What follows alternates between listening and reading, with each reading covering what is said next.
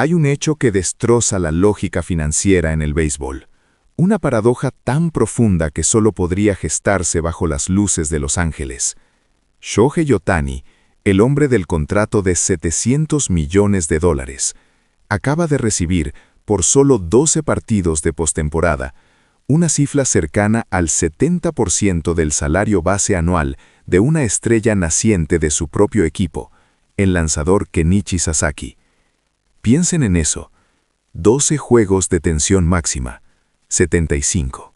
42 millones de yenes, que se traducen en unos $484,748. Un golpe de suerte que ni siquiera la megaestrella necesita, pero que redefine por completo el significado de seguridad económica para el resto del roster.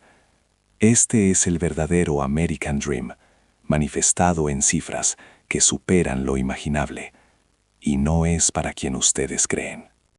Esa cifra, ese botín de guerra postemporada, nos permite desenmascarar la desmedida economía de las grandes ligas y la sorprendente psicología detrás del atleta más rico del planeta. Esto es exactamente lo que 309 Focus News va a desvelar con ustedes ahora mismo. La confirmación del reparto del dinero de la postemporada, tras la segunda serie mundial consecutiva de los Dodgers, fue como un terremoto financiero. El monto total distribuido entre los 12 equipos que llegaron a octubre alcanzó la estratosférica cifra de $199 mil millones de yenes, o $128.2 millones. De ese pastel, los campeones se llevaron la porción de león, $46 millones. Al dividir esa suma, la cantidad individual para cada Dodger elegible, que incluye a aquellos en el roster o en la lista de lesionados con derecho a participar, es de $484,748. Para un jugador con el megacontrato de Ohtani, esta suma es una propina, un cambio que apenas incide en sus 30 millones anuales de ingresos por publicidad. Pero para el núcleo joven del equipo, el impacto es sísmico. Pongamos el foco en Sasaki, ese relevista crucial que ganó su lugar a pulso. Con un salario base cercano al mínimo de la liga, unos $760,000. Su bono de postemporada representa 2/3 de su ingreso anual. Como me decía un analista de desarrollo de jugadores, para un novato o un jugador de rol, esos $484,000 no son un cheque, son el plan de jubilación de sus padres, son la hipoteca pagada, son la seguridad de que puede centrarse en lanzar en lugar de preocuparse por el invierno. El valor de ganar es que democratiza la riqueza dentro del vestuario. El contraste con el subcampeón es brutal. Los Blue Jays, a pesar de su gran temporada, se quedaron en $354,118 por cabeza. Una diferencia clara que demuestra que en este sistema solo la cúspide ofrece el verdadero premio. La victoria tiene un precio y una recompensa que se mide en millones. Pero el dinero para Ohtani es una bestia completamente diferente. La gente se sorprende por la escala de sus ingresos, con esos $155 millones anuales en patrocinios. Pero lo que realmente hipnotiza es su manejo del patrimonio. Muchos deportistas de élite caen en el cliché del lujo desenfrenado, viviendo una vida que justifica su salario de estrella. Pero Ohtani no es así. Su vida privada es sorprendentemente austera, casi monástica. Aquí viene la refutación al argumento de que los atletas multimillonarios están desconectados de la realidad. El periodista Kenji Tanaka, especializado en la MLB, me reveló una anécdota que se convirtió en leyenda. Ohtani no gestiona dinero, gestiona su foco.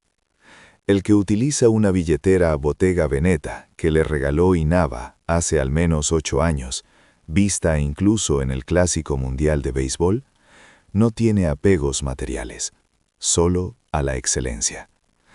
Su contrato diferido no es una estrategia fiscal, es una estrategia de concentración. Reduce la presión financiera superficial para poder concentrarse únicamente en el entrenamiento, la dieta y el sueño. Su gran secreto no es su habilidad con el bate o el brazo, sino su capacidad de eliminar el ruido, de simplificar su vida para maximizar su rendimiento. Para él, esos $484,748 no son para comprar un Ferrari. Serán, sin duda, gestionados con la misma disciplina que usa para gestionar su cuerpo.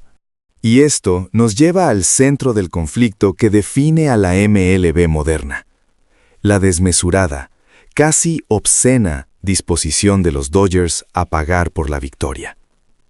Mientras los jugadores se repartían el botín de la Serie Mundial, se revelaron las cifras de gasto del equipo que causaron un impacto aún mayor que el bono individual.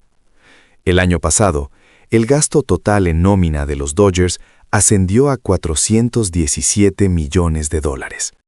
Para ponerlo en perspectiva, el equipo de béisbol con la nómina más alta en la NPB de Japón, los Yomiuri Giants, apenas alcanza los $43 millones. Pero la verdadera locura reside en el impuesto de lujo, esa multa diseñada para fomentar la paridad en la liga.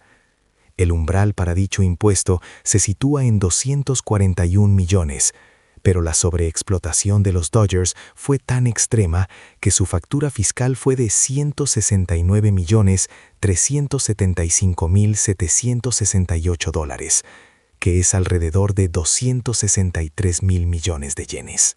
Un ejecutivo de un equipo de la División Central me dijo, en condición de anonimato, el impuesto de lujo de los Dodgers no es un gasto, es una patente de corso. Es el costo de decirle a la liga, vamos por el tercer título consecutivo, y no nos importa cuánto duela su cartera. Esa cifra de $169 millones por sí sola supera la nómina total de 12 equipos de la liga. Esto ya no es béisbol, es una declaración de guerra económica. Este es el clímax de nuestra narrativa. Una cifra de impuesto que es superior a la nómina total de más de la mitad de la liga. Y aquí es donde introducimos la refutación crucial. El argumento automático es, este gasto es insostenible y arruina la competición. Pero la respuesta de los Dodgers es simple y brutal: la victoria. Su apuesta funcionó. Han conseguido 2 títulos seguidos, algo que solo lograron los Yankees a principios de siglo. Cuando los críticos dicen que el dinero compra campeonatos, los Dodgers simplemente señalan el trofeo y preguntan, ¿y cuál es el problema? Este éxito rotundo ha forzado a los rivales de la División Oeste de la Liga Nacional a una capitulación casi total. El analista del Dodgers Way no se anduvo con rodeos, afirmando que los Dodgers han forzado a la División Oeste de la Liga Nacional a una rendición estratégica. Mientras D-backs y Padres se reestructuran y los Giants se quedan cortos en el talento de fondo, la gran pregunta ya no es si los Dodgers ganarán la división, sino si alguien tiene la voluntad o el capital para evitar su tercer campeonato consecutivo. Los Dodgers no solo están ganando, están estableciendo un precedente de dominación financiera y deportiva que podría llevarnos a una trilogía de títulos no vista en décadas, manteniendo su pie en el acelerador al fichar a relevistas de élite como Edwin Díaz. En la esfera de Ohtani se cierra el círculo. Ese bono de postemporada de $484,748 es más que una prima. Es el símbolo de la recompensa por el enfoque total. La expectativa de los aficionados y la promesa que hemos mantenido es si este dinero extra cambiará la conducta del monje del béisbol. La realidad es que es poco probable. La gente espera un giro dramático, un gasto extravagante que humanice al ídolo, pero su manejo del dinero, su desprecio por el materialismo y su enfoque inquebrantable en la excelencia sugieren que el dinero será simplemente otra herramienta, otra inversión en su longevidad y rendimiento. Ohtani y los Dodgers avanzan silenciosamente hacia el próximo hito, armados con la certeza de que el dinero, gastado con disciplina o cobrado con mérito, es simplemente la moneda de cambio para escribir la historia.